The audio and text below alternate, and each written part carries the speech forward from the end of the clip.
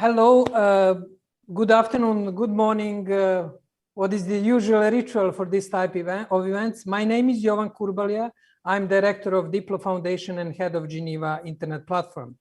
And I'm particularly pleased and proud to welcome you from Geneva, not very far from the Villa Lagrange, where we have this lovely background of the library where two presidents met last week, President Biden and President Putin, and they set us the stage for an interesting discussion on a possibility of a cyber detente.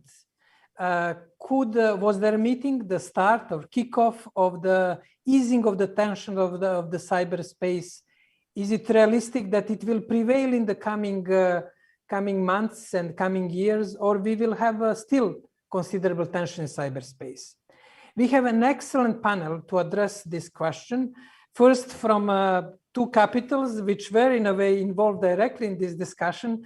From Washington, D.C., Mr. Chris Painter, former coordinator for cyber issues of the U.S. State Department, now in lead of the GFC, Global Forum of Cyber Expertise. Chris, it's really great to have you today with us. And as always, you provide very, very insightful reflections on the developments.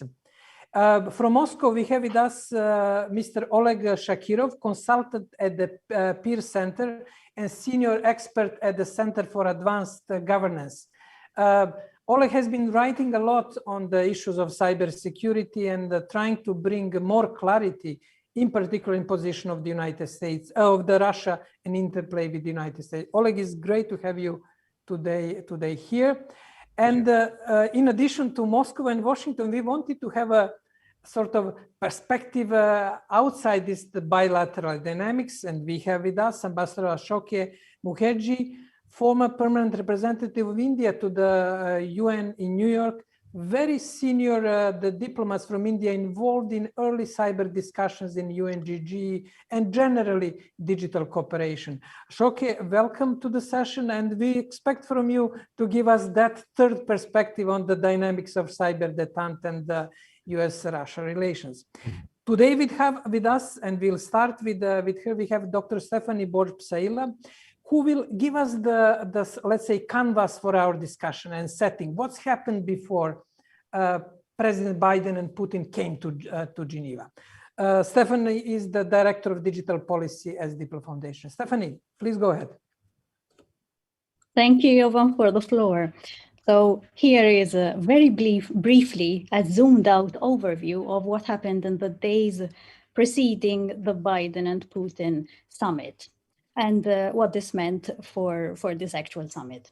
So during Biden's trip to Europe last week, there were 3 other summits that took place. Oh, that's right before the Geneva summit. So there was the G7 summit, the EU and US summit, and the NATO summit, all of which tackled malicious cyber activities. So let's see very quickly where or what the cyber activities were were discussed during these 3 summits. The G7, which was the first of these summits, it singled out Russia by urging it to bring criminals within its borders to justice. So in doing so, it also echoed what the FBI director, the US FBI director, said only a few days earlier, that Russia was tolerating the attacks. Fast forward to NATO's summit, which was right the day after. So NATO's concerns were a little bit more specific. First of all, it criticized China, and for the first time, it described it as a systematic challenge. So it used this very phrase to the rule-based international order. But more than that, the NATO's bigger concern was Russia. And you can see this even by the number of mentions that both Russia and China had in the NATO's communique. China was mentioned 10 times, Russia was mentioned 61 times. NATO accused Russia of orchestrating the malicious cyber activities and also of, again echoing the same sentiment, of turning a blind eye to cyber criminals operating from from its territory. Next day, the EU and the US meeting. So the President Biden plus the President of the European Commission, von der Leyen, plus President Charles Michel. And in this communique, the leaders limited themselves to mentioning cybersecurity only very briefly, and that's mainly in the context of increased cooperation and information sharing to increase their security levels against these malicious cyber activities. What these three meetings, what the developments from these meetings meant was that President Biden managed to win back the support of the European countries, and therefore it strengthened the US geopolitical position in time for the meeting with Putin. So there was quite some significance there when the two presidents, President Biden and President Putin, then met in Geneva on the 16th of June. So that's the zoomed out overview, and Jovan, I'll give the floor back to you. Thank you. Thank you, Steph, for creating this sort of context, which is always important to keep in mind because this event didn't happen just in the vacuum. Now, with the clarity about the context, let's move into discussion and in parallel to reflections from our panelists. We'll have you have possibility, you participants in Zoom or on Facebook or on YouTube, to pose the questions. Then we'll have a moderator who will be bringing questions into discussion. Our first segment of the questions, and it's great that our panelists agree to have the brief reflections on this, is on answering the question: what was discussed, agreed, and what was achieved during the summit in Geneva. One color, which is also reflected by the chairs behind me, was a red color, and the red lines. Some were thick, some were not that thick. And let us start with this question. First, Chris, for you. It was clear in the coverage that President Biden listed quite a few red lines, usually clarified around the 16 critical infrastructures. How thick are these red lines? How red they are? Could you reflect more on it? Well, first I'd say just generally that I think President Biden really did what he needed to do. I mean, he came to deliver a message. I think there's a lot of things that were said during that meeting we don't know. I don't know if we'll ever know all the things that were said in the meeting, but I think there was, a pretty clear message of, you say red lines, but also that we need to see a change, and that includes both the criminal conduct and the nation state conduct from Russia. Now, the red lines, giving the list of the 16 infrastructures that are the critical infrastructures in the U.S., to some extent, those were already agreed in the UN, right? There was an agreement in the UN that no country should attack the critical infrastructure that provides services to the public, and this was just reinforced the week before in the GGE, the new GGE report, in peacetime. And each country can define its critical infrastructures in its own way. The US critical infrastructures have been well defined in public for quite some time. And so giving him that and saying, look, we mean this, you've agreed to this, we mean this. If you go after these critical infrastructures, there's going to be consequences. So I think that was a red line. Now, precise red lines, no country wants to be too precise, because then countries will crawl up right to that red line and not go over it. But I think that critical infrastructure one is one we've talked about for some time. Certainly, nation state activity has concerned us in that area, or concerned the US in that area, but also criminal activity. And I'll get into maybe I'll just mention the red line on criminal activity. Also in the UN, and this is generally accepted too, in that same report that validated the 2015 report, there was an understanding that you shouldn't allow malicious conduct to come from your border, even if you're not responsible for it, even if you're not directing it. When you see criminal conduct, and look, I've dealt with Russia for a long time. I was the chair of the G8 high-tech crime group when there was a G8, and dealt with Russia there. I was a prosecutor dealing with Russia. I was part of the US-Russia bilateral discussions.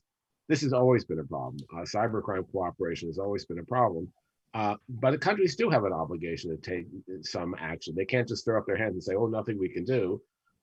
They should take some action. And so I think that was made very clear too. So you know, I think there were red lines, but John, what I'd say to you is the real question, the real key will be, as President Biden said, you know, the proof will be in the pudding. You know, what we'll see over the next 6 months to a year is going to tell whether that really had any effect. Thank you, Chris, for bringing another point, and we'll ask with Soket to reflect on that. You basically argue that some of those red lines are already in the UN documents, especially on the critical infrastructure. Not as specific as it is in the 16th critical infrastructure, but that is very useful, and also on question of cybercrime. Let's move to Moscow and to ask Oleg. Oleg, Russia didn't have explicitly that many red lines. What are the Russian expectation when it comes to the United States? Is it to tone down the bit of rhetoric? Is it to enhance bilateral cooperation, or even more ambitious, according to the President Putin's proposal from September last year, to restore high-level dialogue and those 4 points? What were Russian red lines, or if there were no red lines, what were expectations? Over to you. Yeah, thank you, John. So I think there are several issues at play. So first of all, over the past 5 years, I would say issues related to cybersecurity have become very sensitive in bilateral relations, and Russia was not very happy about being always accused of different operations conducted by Russia or by Russian nationals or whatever. And so I think one important role of this meeting and the launch of consultations was that it's an attempt to actually start some kind of discussion, because I know many of you have paid attention, but Russia has been calling for since 2017 to resume some kind of consultations, and actually there was an attempt in early 2018 to hold such consultations in Geneva, and they were called off last moment. So I think it's one important issue.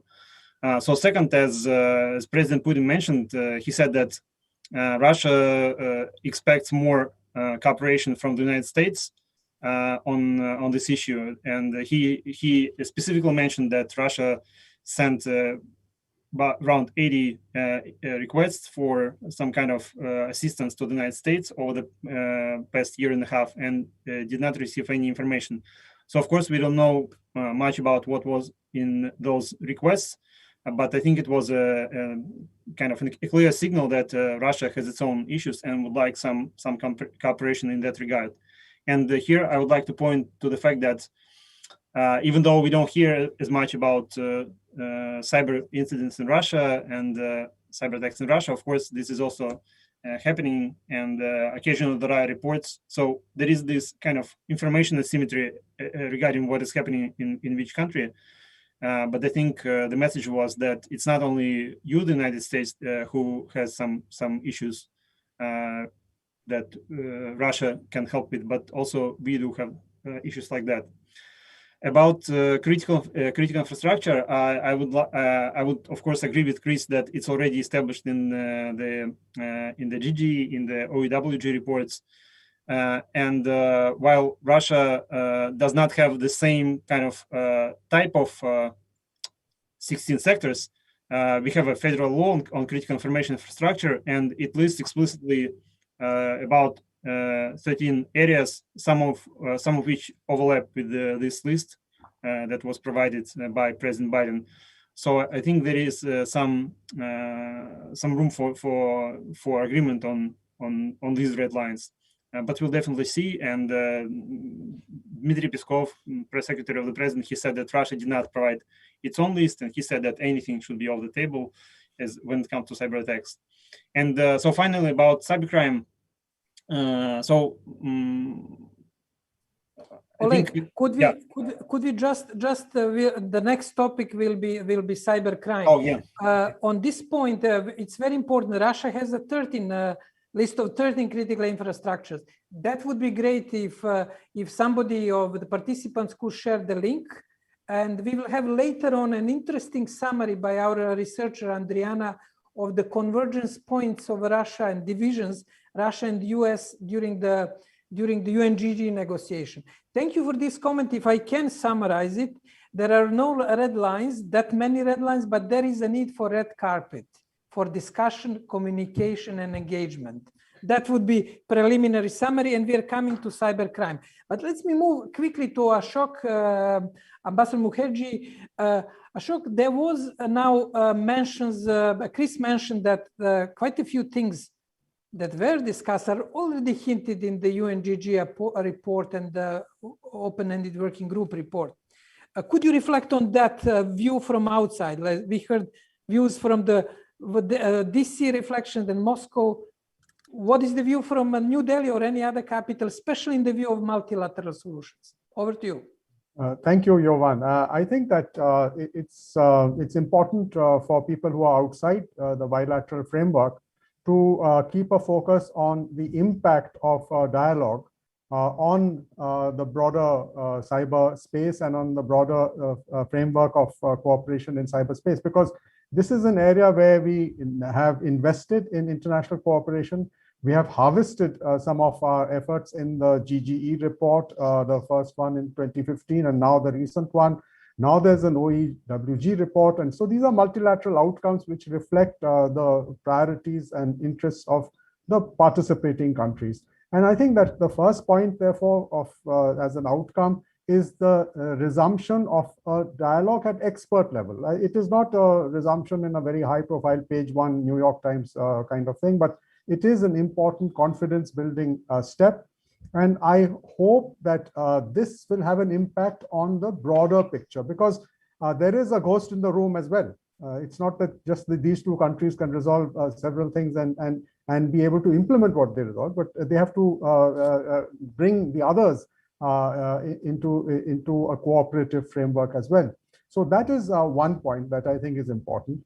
The second point is that, and it came in the GGE report, is that we seem to have moved in the bilateral framework between the United States and Russia towards a period, a phase of discussion, dialogue, and negotiation. If you see the reference to Article 33 of the UN Charter in the GGE report, I was very pleased to see that, because that is the constructive, positive way forward. But as has been said in the beginning, the proof of the pudding is in the eating. And so therefore, we have to see what actually comes out of it. Now, in terms of critical national infrastructure, which was mentioned, you know, there are countries outside which depend on a globally functional critical national infrastructure as well.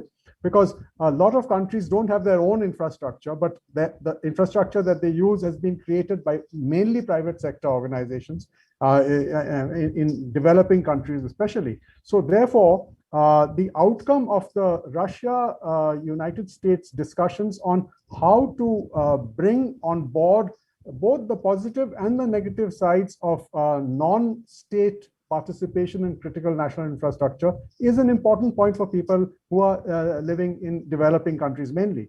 Because if we depend on connecting our national critical national infrastructure to functional global cyber connectivity, then we need to look at issues like the security of the supply chain, the flow of data, how it goes, and so on. I mean, these are issues which are not obviously linked with what you asked me, but I think that the role of non-state players in cyberspace is something that is of great interest to people like us, because we have, as you know, in our country, in India, pushed a whole, what we call a whole of society approach to using cyber technologies for our development.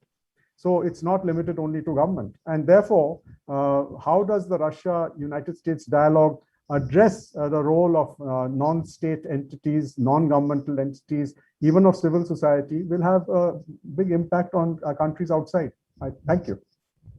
Thank you, Ashok, for the great point that what's happened in this room between two presidents matters for the rest of the world, especially on the critical infrastructure, cables. And that's point that I would say definitely Russia and US should keep in mind in some sort of follow-up to discussion. It's not just the matter of two countries, but matter of the global critical infrastructure. Oleg started with a point on cybercrime, and also Chris, you mentioned that important distinction that started happening with the colonial pipeline attack, where President Biden clearly said, we don't accuse the US Russian government. It is a question of cyber criminals, and we expect from the Russian government to act against cyber criminals. Let's go first, Chris, to you. What is the more concrete in that the fine distinction between a responsibility of government for action itself and responsibility of government for what's coming from their territory? And then we'll hear from Oleg. Over to you, Chris. So thanks. Before I move to that, just a couple comments. One, because I know you referenced this too. The U.S. has been resistant to reestablishing the very high-level dialogue on cyber. It was suspended after the invasion of the Ukraine because it would telegraph that everything was okay. Nothing to see here. Everything in the past, the election interference, other issues, were down the street, and we didn't care about it anymore. And I don't think, as even Oleg said, that's something that we're going to likely have in the near future. But expert consultations, I think, make more sense on this issue of. And I also agree very much with Ashoki about the other stakeholders getting involved in this issue. This needs to be beyond just governments. On the crime issue. Look, there's a good thing that was put out a while ago about different levels of state responsibility. On the one hand, states can use criminal groups or others as proxies. That's not what apparently happened here. States there could be corruption that allows criminal groups to operate, or states can simply turn a blind eye or let these groups operate in their territory, or even operate without their knowledge at one point. But when it's pointed out to a state that this activity is happening, and this is one unfortunately disappointing part about the summit, in my view, they do have an obligation to do something. It's not that they can control these criminal groups necessarily, but they need to take efforts. And I believe President Putin and Russia could make these criminals' lives fairly miserable if they wanted to do it, and decided to take action. And as I said, I have a long history of dealing with Russia on cybercrime issues. There was this mention of 60 requests. Every time we met, there was different requests, but the requests were often incomplete or about things like, dissidents or other things which we couldn't deal with. So I think that deserves, closer inspection. However, I do think, and what I hoped would have happened in the summit was for President Putin, in his press conference, he said, no, that's not happening. I would have hoped there would have been some acknowledgement that, look, if there's criminals operating in our territory, we'll take action. And indeed, if they're not linked to the Kremlin, it's pretty costless for President Putin to do that. So that may still happen. We had a statement just yesterday by the head of the FSB who said that he planned to cooperate. That's a hopeful sign. But again, the proof is in the pudding. I've been around this block so many times that just a statement is not enough for me. We have to actually see some action. Because these criminal groups, espionage is one thing, but the kind of destructive attacks, the ransomware attacks that took down Colonial Pipeline, that took down a meat processing plant in the US, that took down the Irish healthcare system, those are things that we really need cooperation against. And no safe haven should exist for that anywhere in the world. That's something we've talked about for 20, 30 years, and we need to make progress, and we need to make a breakthrough. And that to me is an area of potential cooperation. I'm hopeful, but I'm still a bit skeptical as well. Thank you, Chris, for pointing this aspect. We go to Oleg. Oleg, that was what Chris quoted, the statement from FSB, and generally encouraging statement also by President Putin prior to summit, to Geneva summit, indicating on the precondition of reciprocity that Russia is ready to cooperate in dealing with combating cybercrime. What would be your reflection on that? Also, the question of Russian demands to US. We heard now from Chris about the few requests that he had a chance to see. I know you're not part of the government and you didn't see them, but what do you see as a view from Moscow on that dynamics around cybercrime? Thanks.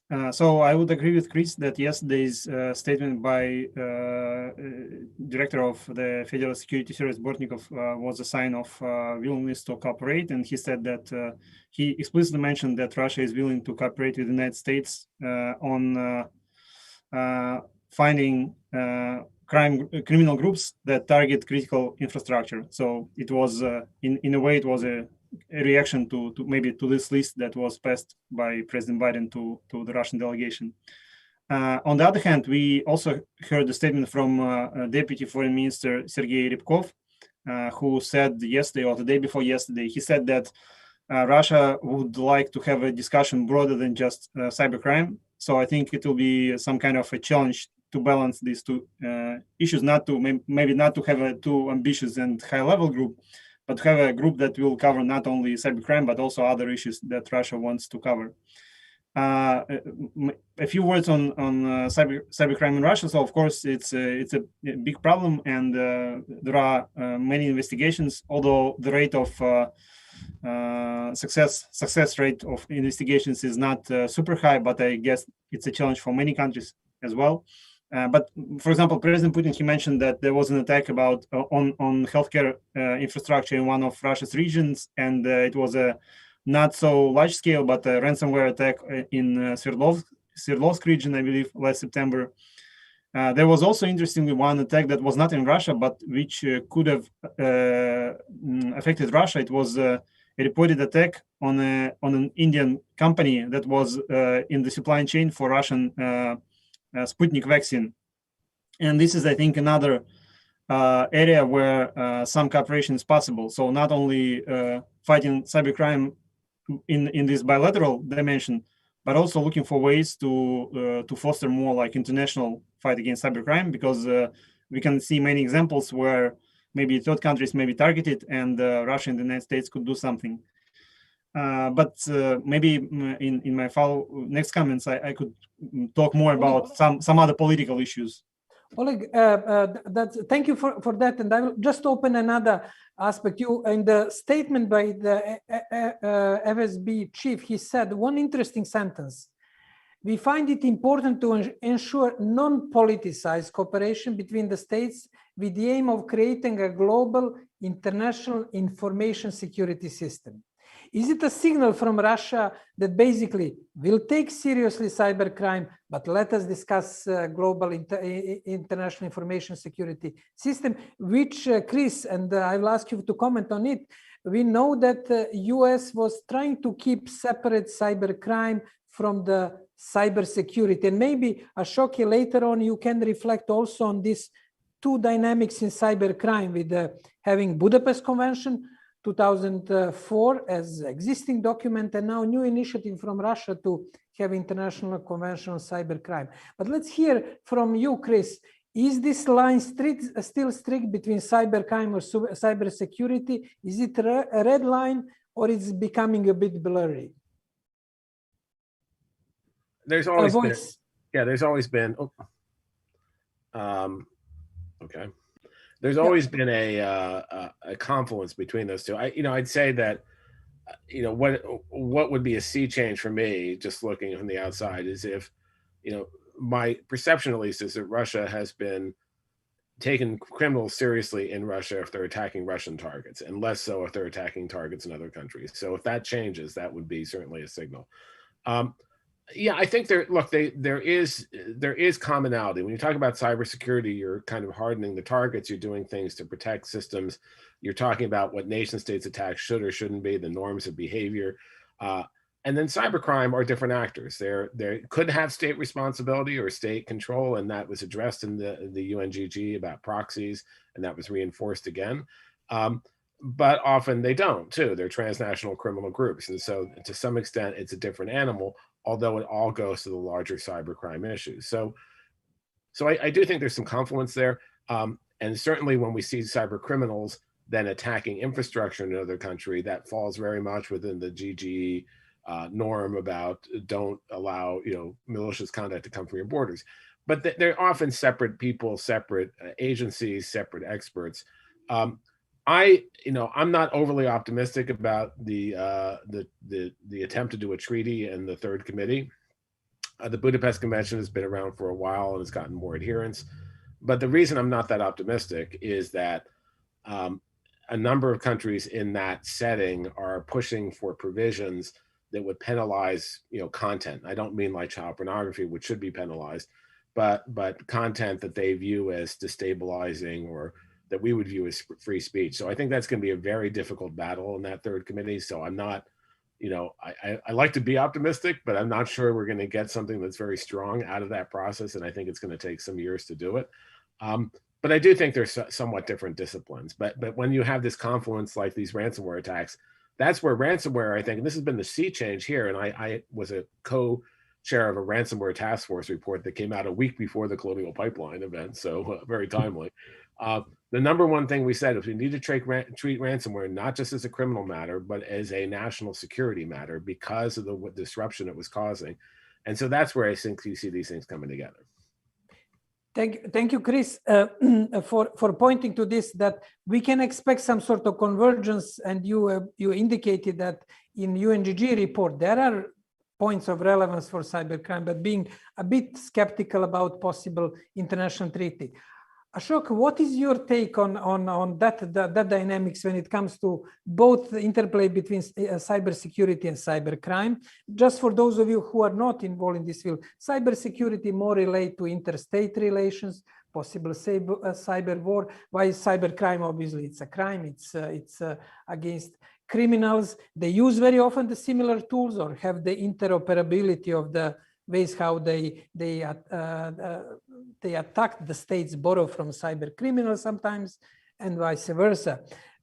What was your take on these 2 points, cybercrime, cybersecurity, and this interplay between Budapest and the potential UN Convention on cybercrime? Well, yeah, Jovan, I think what Chris has just said is very relevant. I am an advocate for the treaty, but I am a realist enough to know that it's not going to be so easy to get a treaty. But having said that, in the area of cybercrime, I think there are two things that can come out of a bilateral expert level dialogue between Russia and the United States. The first is something to actually modernize and bring into the digital age the process, which Oleg also talked about. There's a lot of requests made, and then the requests don't get responded to, and then there's this feeling that people are not cooperating. But on the ground, the reason why the requests don't get responded to is because of the time taken. We are processing cybercrime issues using pre-digital procedures. A paper goes to a court, it has to be authenticated, then it is presented to the other country. By the time the cyber criminal has disappeared.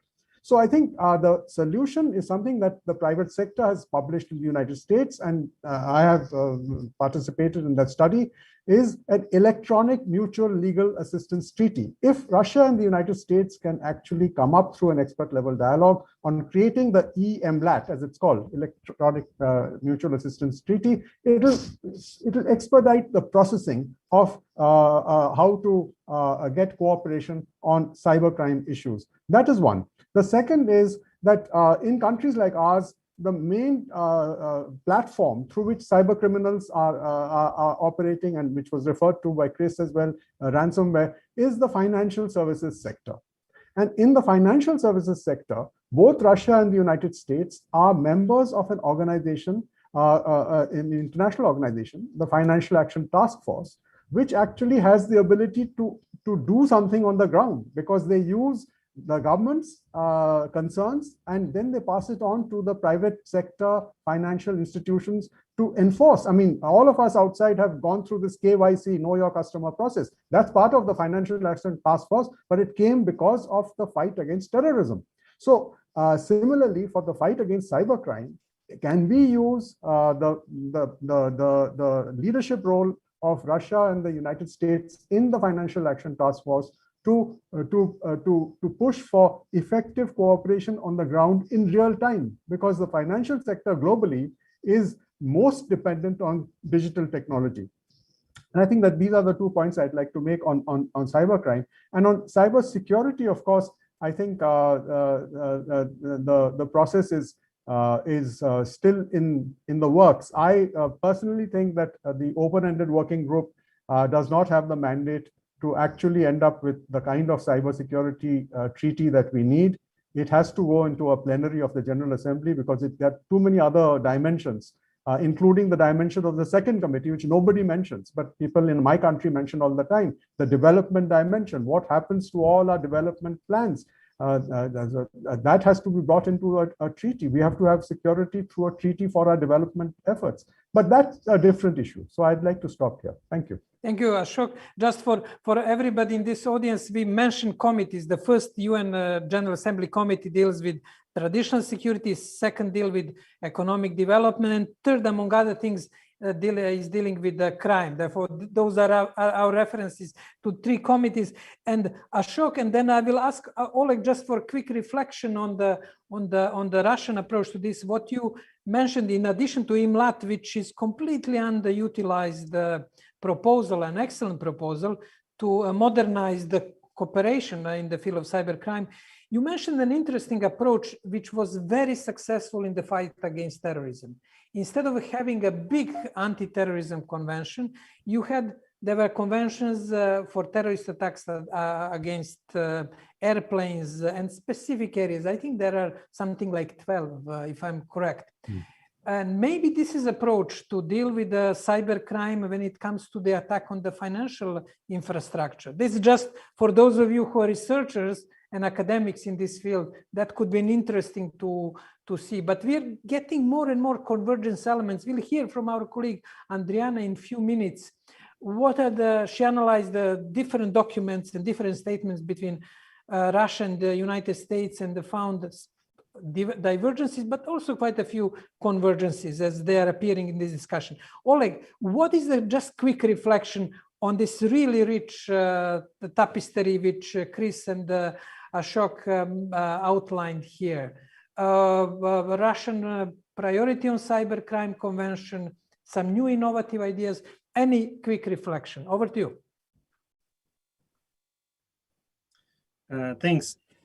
So on cybercrime, I agree that there is, I think this idea that you can depoliticize it to a certain extent is an opportunity for some cooperation, because as I mentioned previously, at least during the Trump administration, there was little kind of distinction made whenever Russia was brought up in these accusations. Of course, there was. I'm not trying to say that everything was piled together, but sometimes it was.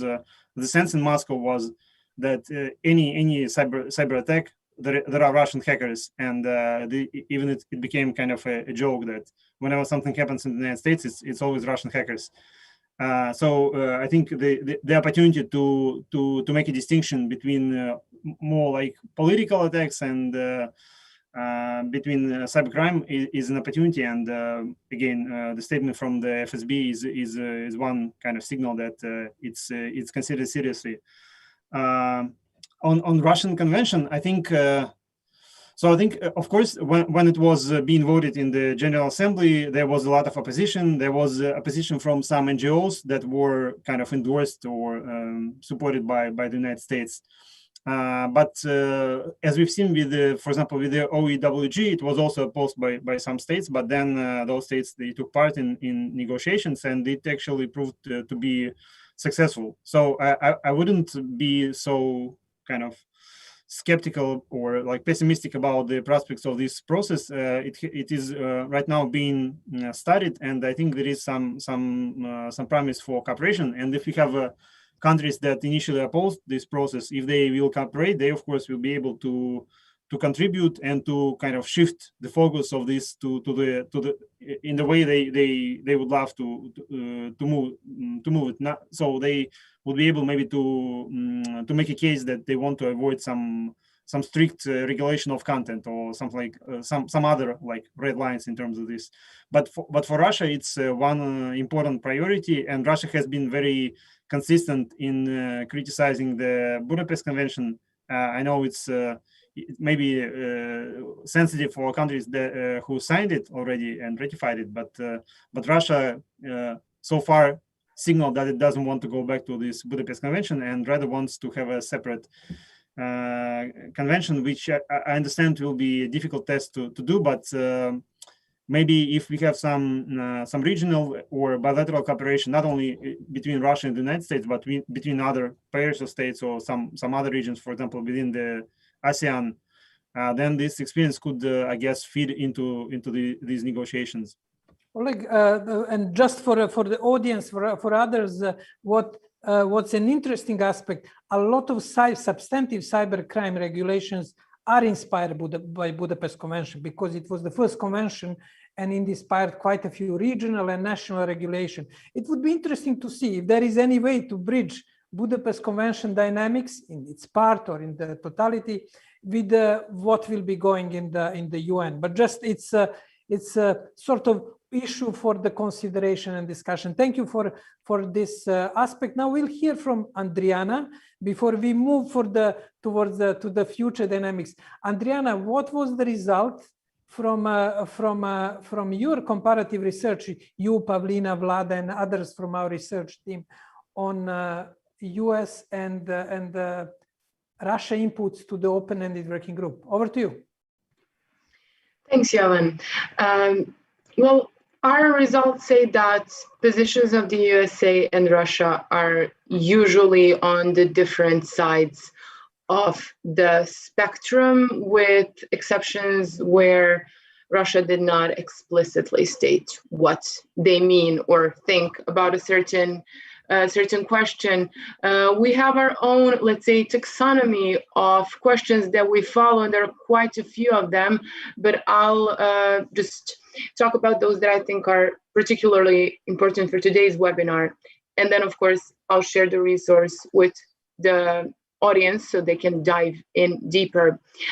First of all, what's very important, I think, is that the US has this very clear definition of what a cyber attack is, and it's by the National Institute for Security and Technology, I think, while Russia, to our knowledge, has not ever stated what a cyber attack is, but they have stated that.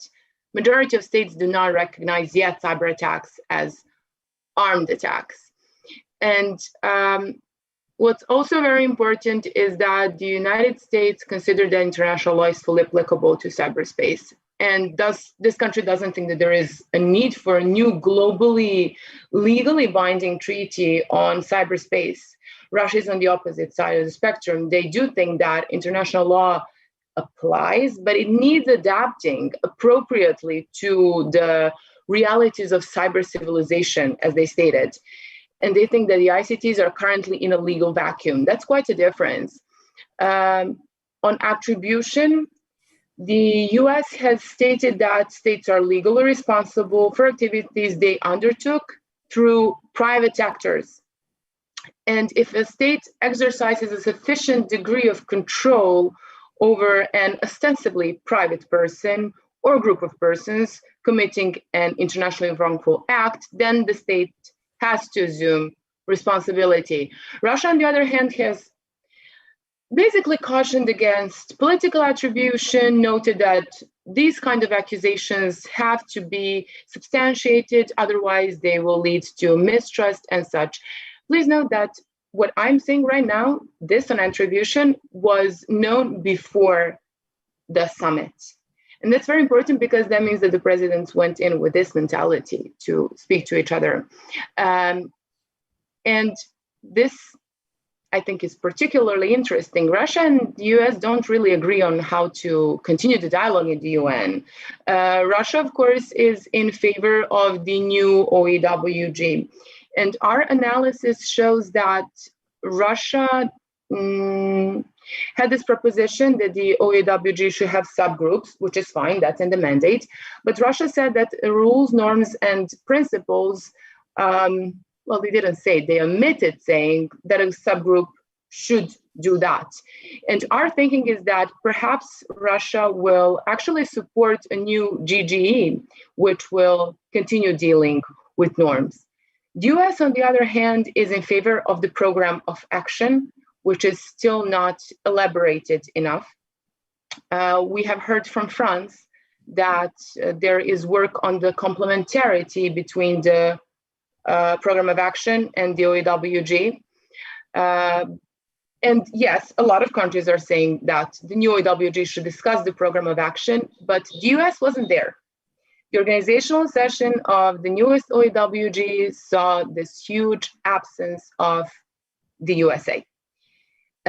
It's realistic to expect they will show up at some point. The OEWG will last until 2025, but for now they have missed that opportunity.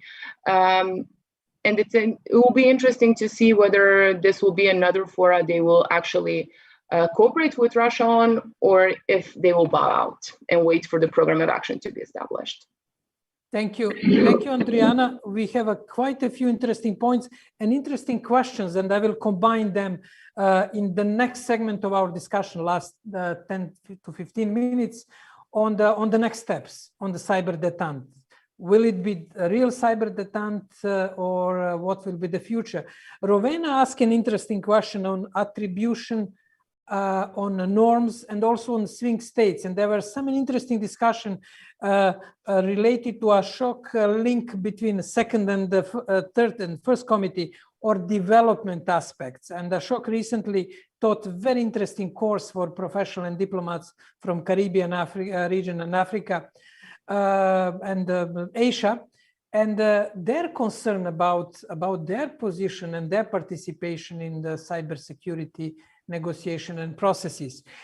Chris, I know you warned us about the cautions. You are waiting for results, but what would be your take on the future, in particular on this big elephant in the room, which is attribution, and on any other point, including what Andriana just mentioned, this interplay between three processes: open-ending working group, UNGG future, and the partnership proposal of France and Egypt. Over to you, Chris. I'll start with your last, or the last point that was made. You know, I do think that there is a role for development here, certainly. And, you know, just switching my hat briefly to the Global Forum on Cyber Expertise, that's exactly what we're trying to do. I think there's a lot in those UN reports where capacity building will be a key element, including the capacity for new countries to join these discussions in a more robust way. So I think that's really important. And I'd also point to the program of action as being, you know, an interesting proposal because it contemplates having other stakeholders involved. As Shoki had said, you know, other stakeholders are important in these discussions, but they don't really fit very well into the UN process so far, you know, unless that's changed. So I think that's an important thing.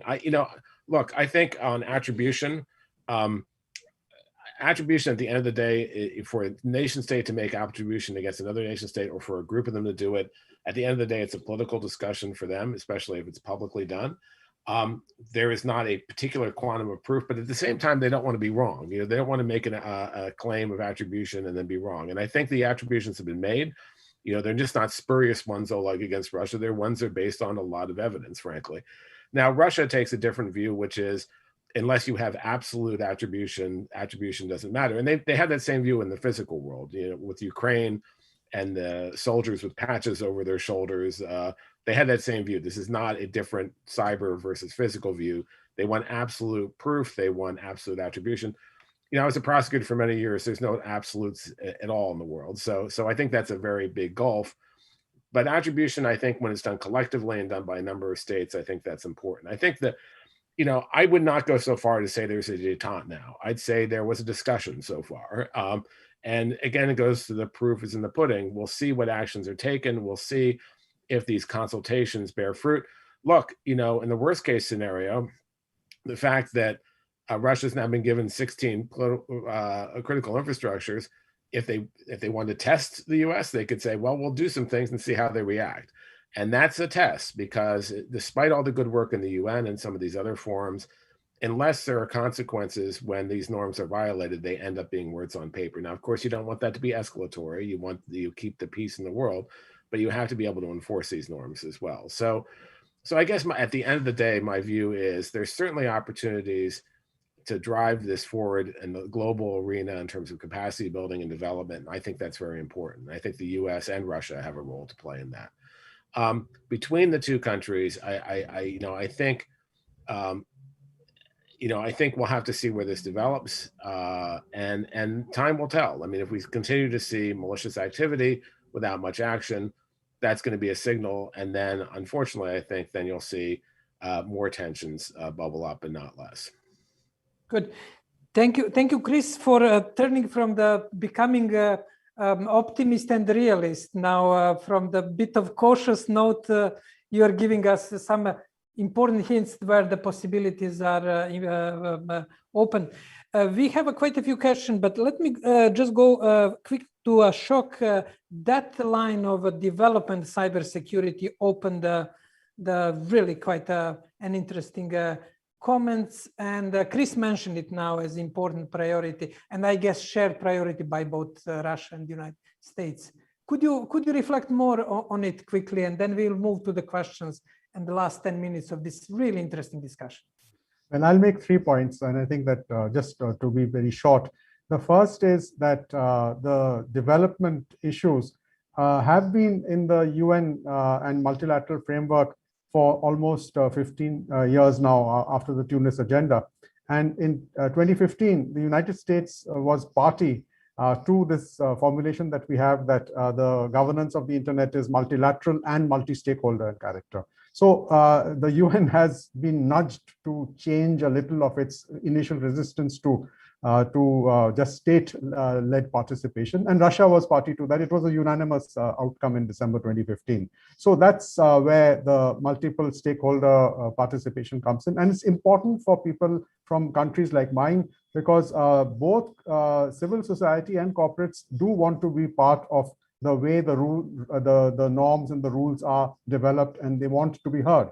And therefore, it goes beyond capacity building. I mean, everybody's very happy to have capacity building, but in addition to that, they want to feel an equal sense of participation. I mean, I give this example of no taxation without representation, which resonates in the United States. And I think that many countries who are outside the tent right now feel that they also want to be heard and to see that what they have said has been taken on board. The second point I'd like to make is the technology, and that is something that is always talked about. And as we speak, we are talking about critical national infrastructure, etc., the flow of data, and so on. But the technologies that are focused on right now are the submarine cable-led technologies. I mean, everything that comes to India, digital data, is coming through submarine fiber optic cables. But as I speak, there is a huge project of overland fiber optic cables being introduced into Eurasia. So how is that going to affect the discussions that we have, and even in the United States? Because today, entities, corporates which are dominant in submarine fiber optic cable traffic and control and free flow of the data, tomorrow, or not tomorrow, but in a few years, will find competition from land-based fiber optic cable traffic. So that is something that affects a large number of countries who are landlocked, who are developing, who are outside the focus of the transatlantic framework. And the third point that I'd like to make is that there is this issue of cybersecurity and cooperation linked with the digital divides.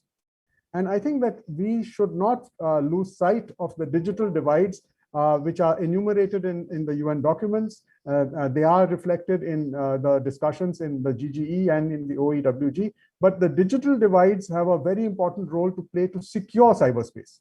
And I think that that's an important area as well. So it goes really beyond just capacity building, if I may say so. Thank you. Thank you for bringing this development aspect to the cyber detente discussion. We'll now move to the questions before I ask Adriana to read the question. The one question from Andrietta from the Internet Governance Forum. She asked, Oleg, you can answer it. What has been Russia's primary objection to the Budapest Convention? Quick answer from you, and then we move to the other questions. Yeah, quick answer. Thanks. So quick answer that Russia is in particular opposed to Article 32 on that a party may, without the authorization of another party, get access to data stored on computers in that other party. There was a follow-up question whether Russia wants to introduce a reservation to this article, which we could speculate about, but Russia has invested a lot of diplomatic and political effort into creating this new negotiating process. So I think it's very unlikely, and Russia is definitely focused on the third committee and making sure that it succeeds. Thank you, Oleg. Adriana, questions and then answers from the panelists, and we will be wrapping up discussion. We are in Switzerland. We have to observe time limits of 60 minutes, and although this discussion can go for hours, I can see it's very lively. Thank you for panelists. Adriana. Well, Jovan, I'll read out the questions chronologically. You have correctly picked up that the discussion around the Budapest Convention has been very lively in the chat. I don't think there are any unanswered questions from that discussion. But Stephanie did ask, is Russia open to introducing a reservation to Article 32 of the Budapest Convention, noting that many countries have signed conventions in this manner before? Benson Nakube noted that recently there has been a cyber attack on the national health system, and he asked, what are the views and concerns of the panelists? Are there any meaningful measures that will protect the vulnerable patient populations in the future, who are obviously the most affected, in Benson's view? And we have a question about, is there a future for a global cyber treaty if we keep looking at it through just the state security lens, from Anuba? That will be all from me, Jovan. Thank you. Let's start with you can pick. We'll start with Chris, also with concluding remark, Chris, but also answer to any of these questions. I think we answered quite a few of them. Over to you, Chris. Yeah, I think, like on the Budapest Convention, I think Russia's objection is more political than it is about any one article. So I don't think there was ever a real chance that they would have asked for a reservation or signed that. But you know, on the idea of you know, I was happy to see in the GGE report a reference to, as one of the critical infrastructures, as an example, medical infrastructure, especially during the pandemic. I think that's important. I do think that's a very vulnerable sense. We've seen that, you know, the national health system in the UK affected by the North Korean WannaCry virus, for instance, or worm. There are two parts of this. One is hardening the targets, better cybersecurity and funding for cybersecurity on the one hand, but also, you know, what we've been saying, look, those systems are off limits for attacks by nation states. And if they're attacked by criminals, we're going to take action. And then there has to be, and this goes to my larger point, there has to be consequences. There has to be accountability when people break that, especially when nation states, you know, when it's criminals, there's accountability in terms of prosecution and investigation. For nation states, there has to be accountability too. Otherwise, we're going to keep spiraling down. And so we've got to get to that point. And I think that's better done collectively than it is individually. Thank you. My final remark would be, look, I hope that things will get better. We'll see. Well, Chris, we turned you from the realist into the optimist during the. And I'm still a realist. Okay, great. Thank you, Chris, for really great insights. And as always, both mix of policy experience and academic reflection, which is quite unique in your opus overall work. Oleg, what would be your comment or any comment on unanswered question on any other closing reflection?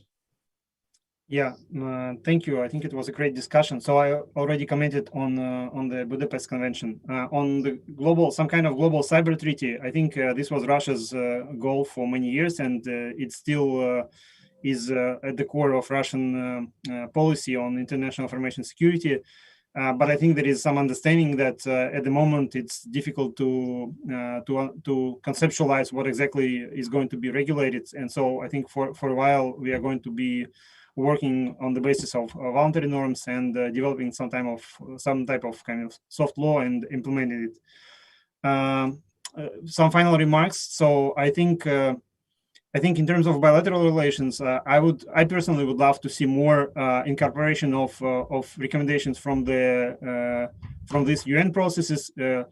So, for example, in the recent GGE report, there were very practical recommendations.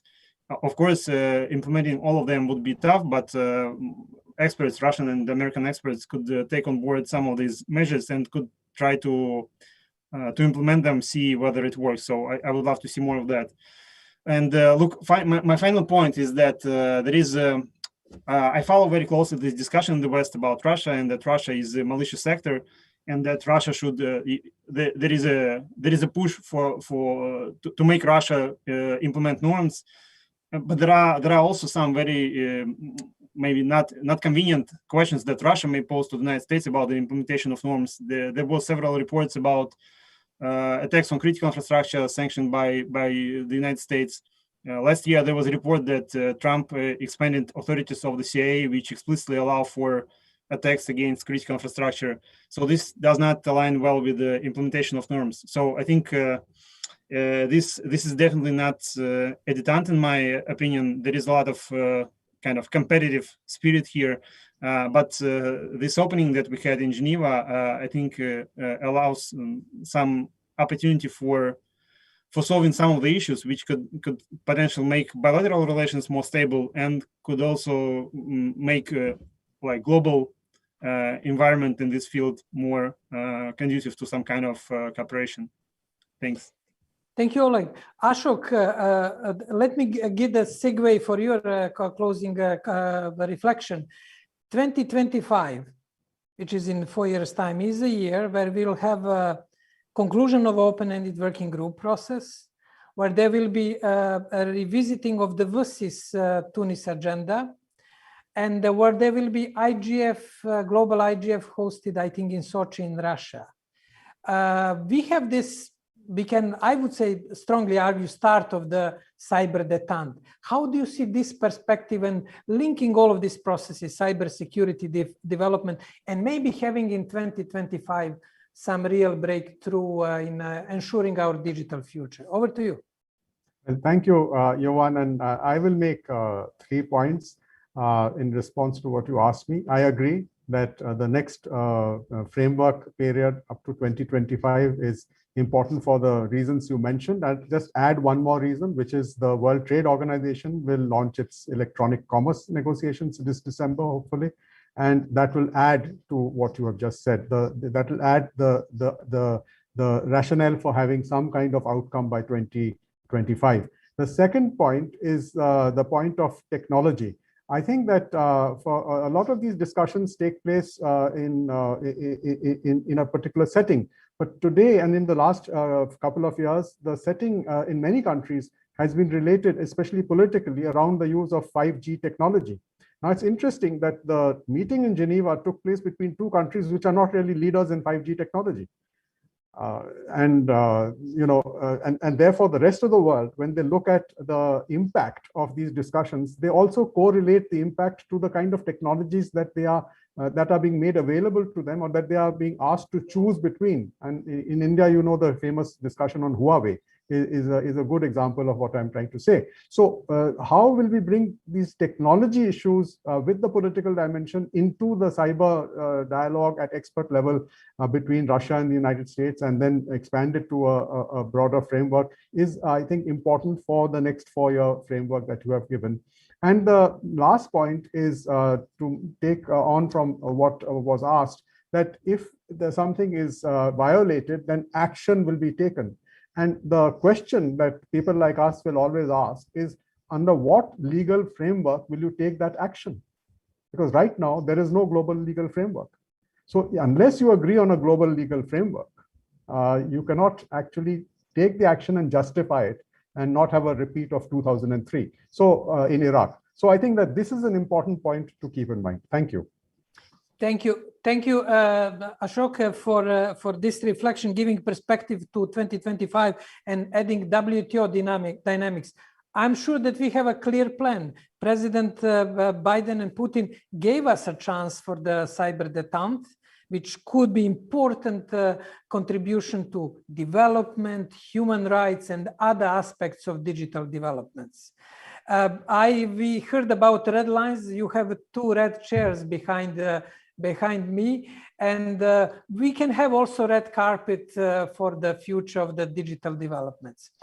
I would like to invite all of you in the way how you find appropriate to thank our great panelists, Chris from Washington, DC, Oleg from Moscow, and Ashok from the New Delhi. Also, Stephanie Borpsaila, who connected from Malta, and Andriana, who connected from Belgrade.